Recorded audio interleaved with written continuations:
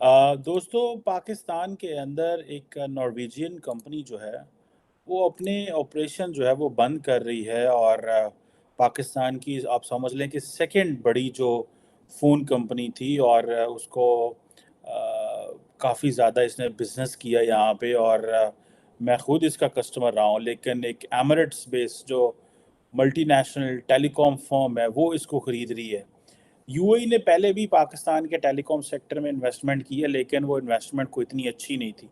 इन्होंने पाकिस्तान में जो कुछ खरीदा, उसको पाकिस्तान को पूरे पैसे भी नहीं दिए, लेट पैसे दिए। जैसे आप कह लेना कि हमारे क्या कहते हैं पंजाबी में, दूध में जो है ना मेंगने-शेंगने डाल के ये दे रहे हैं हमें चीज़ें। खैर एनी हाउ, क्योंकि हम वैसे ही उनसे बड़े पैसे-पूसे ले लेते हैं, तो ये चीज़ें जो हैं वो शायद हमें फ़ील इतनी नहीं होती। यू आर, क्या बोलूं यार आप लोगों को। फिर आप बोलते हो यार अली भाई ये क्यों जज्बाती हो जाते हैं। आपकी मईशत का बट्टा बैठ गया भाई, अब शेखों के पीछे पड़ गए। जब मैं बोलता था शेखों की इज्जत करो, इनको इसी तरह के हालात हुए, डॉलर काबू में नहीं आ रहा था, वो 50-52 रुपए से बढ़ता बढ़ता 67 तक चला गया।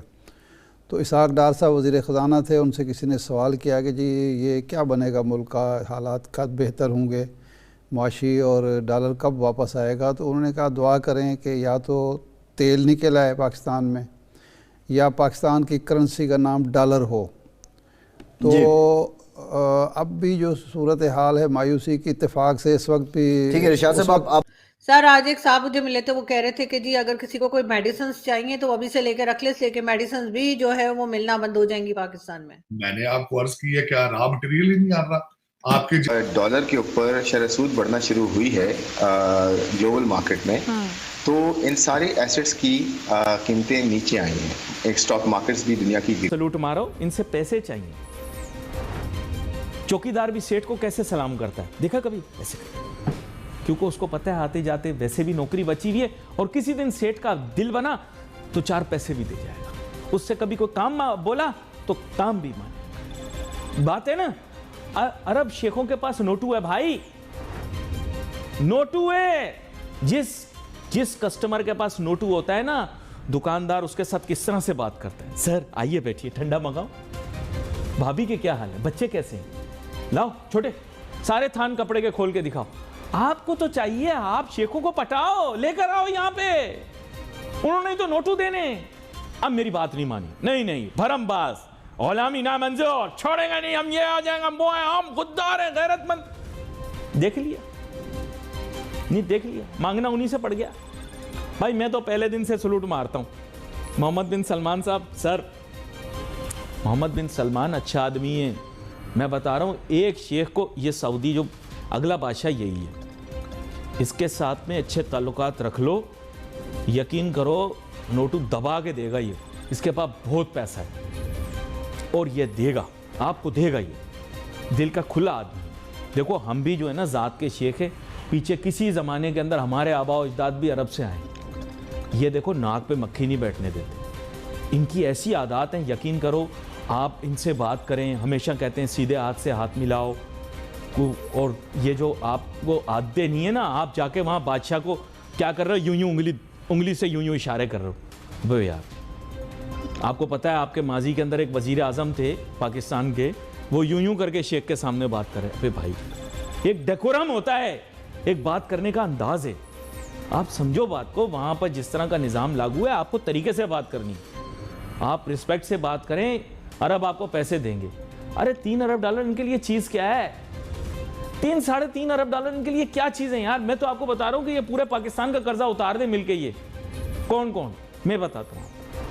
सऊदी, यूएई, ये कतर और इनकी आपस में नहीं बनती ना, लेकिन ये कि कतर भी अलग, कतर तो अकेला उतार दे, उससे आप गैस ले रहे हो। गैस क्यों ले रहे हो यार? इतना तो वर्ल्ड कप का, ये कितना वर्ल्ड कप के ऊपर इससे ज्यादा खर्चा किया ना इन्होंने। 300 अरब, ये शोबा तहकीक मुझे बता रहा है, 300 अरब डॉलर खर्च किया वर्ल्ड कप के ऊपर।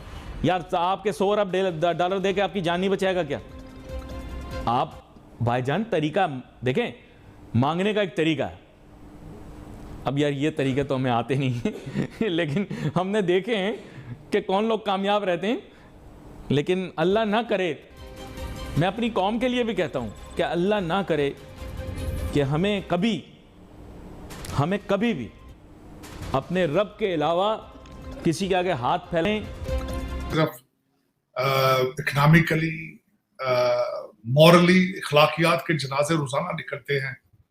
डिफेंस पॉइंट ऑफ व्यू से करप्शन पीक पर है हर चीज की, जिसकी वजह से हालात आपके ये हैं करप्शन की वजह से कि आपके फॉरेन रिजर्व जो है लगभग 6.5 बिलियन के रह चुके हैं।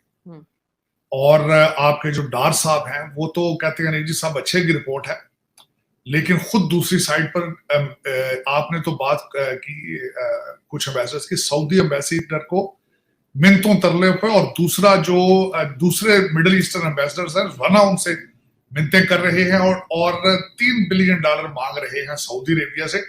और अभी अपना फर्स्ट ट्रिप हमारे सैयद साहब लेकर जाएंगे, आसिम मुनीर साहब, और पहले ट्रिप में ही पैसा मांगना पड़ जाएगा उनको, मांग रहे हैं। They are asking $1.2 billion from the IMF और ये सारी चीजें। लेकिन मैं यहाँ पे एक क्वेश्चन मार्क है, बाहर से जो पैसा सैलाब के लिए गया, कभी किसी ने तकलीफ की है कि बताएं कि वो किधर गया है? कभी किसी ने आज तक तकलीफ की है कि डैम्स के लिए बहुत पैसा इकट्ठा किया गया था, वो किधर गया?